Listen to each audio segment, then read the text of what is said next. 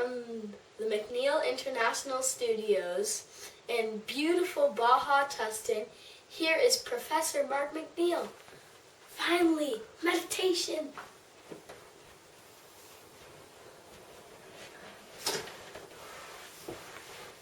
It's getting weirder.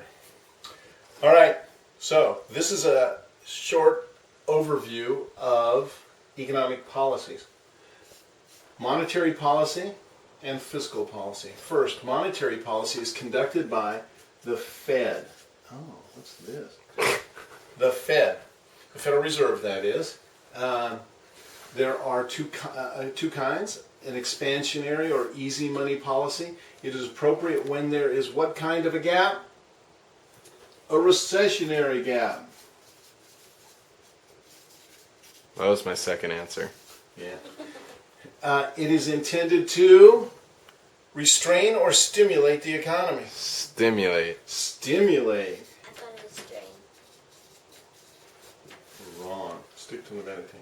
The economy, to stimulate the economy, and the policy enacted will increase the money supply, lower interest rates, and increase in aggregate demand by increasing, when interest rates go down, consumption spending, investment spending, and or net exports. And it would, if there is a recessionary gap, this is the potential level, this is the actual level of output where short-run aggregate supply and aggregate demand intersect. And if interest rates go down and any of or all of these components of aggregate demand increase, this would cause a rightward shift to the aggregate demand curve and presumably close the gap. So that's the first type of policy, at least the theory of it. I'm sure life is much more complex than this. The tools of monetary policy that are available to the Federal Reserve to enact this policy are to change the reserve requirement. They rarely do, but they can. And if they were to try and increase the money supply, they would lower the reserve requirement because the same amount of reserves in the system would now serve as a base for a larger money supply. They could, they won't, lower the discount rate. This is the rate at which banks borrow reserves from the Federal Reserve. But they normally only do it in an emergency, and it has very little effect. What the Federal Reserve does every day, every business day, is they buy or sell U.S. government securities in the open market. And if they're trying to increase the money supply, they would buy U.S. government securities in the open market. Because when they buy securities, they're taking a security out of the economic system and putting into it reserves that the money supply will grow on as it works bank to bank to bank. So if it's done right and the timing is right and everything works the way it's supposed to, it will close a gap. And that's how you close a gap using monetary policy. Now, if we want to just turn all the arrows around, we can. A contractionary monetary policy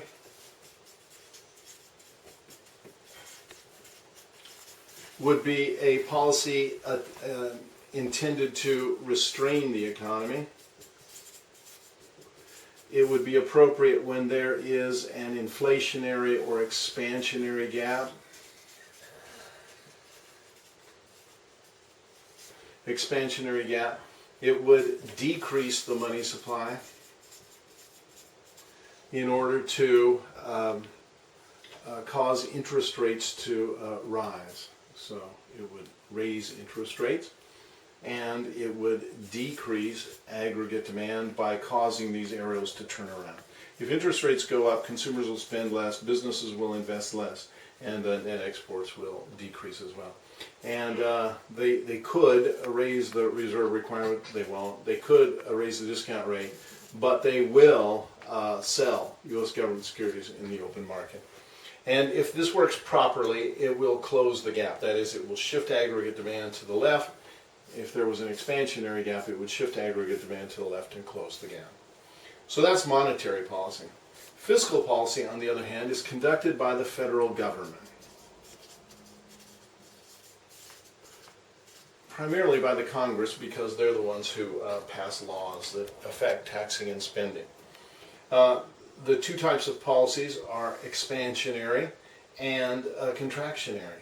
So an expansionary fiscal policy is intended to stimulate the economy by shifting aggregate demand to the right. And the way they would do it, since the federal government would change its taxing or spending policies, that's a fiscal policy, it would decrease taxes and or increase spending. Now when that happens, it would tip the government budget toward deficit. I realize the government budget's always in deficit, but it would make it more of a deficit. The government budget just has two sides to it, the revenue side and the expenditure side. So an expansionary fiscal policy would decrease taxes, that would decrease revenues, and or increase spending. Now, the government can do all sorts of policies. It could increase transfer payments, reduce taxes, that would increase consumption. It could give more generous investment incentives, that would increase investment. The government can just spend more, and maybe it can bully foreigners to buy more U.S. goods. But in any case, aggregate demand would shift to the right to close the gap. If it's done properly, there may be a multiplier and a tooth fairy, we don't know. But in any case, that's a great debate. Is there a multiplier? If so, how big is it? But if it's done properly, it will close the gap. Now, if we had an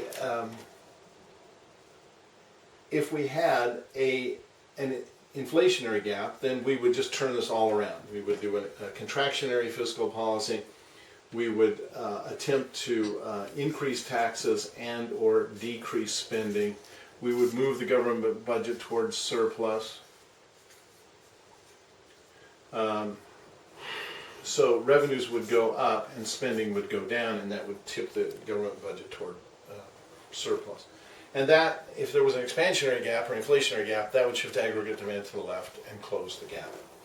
Are there problems with monetary and fiscal policy?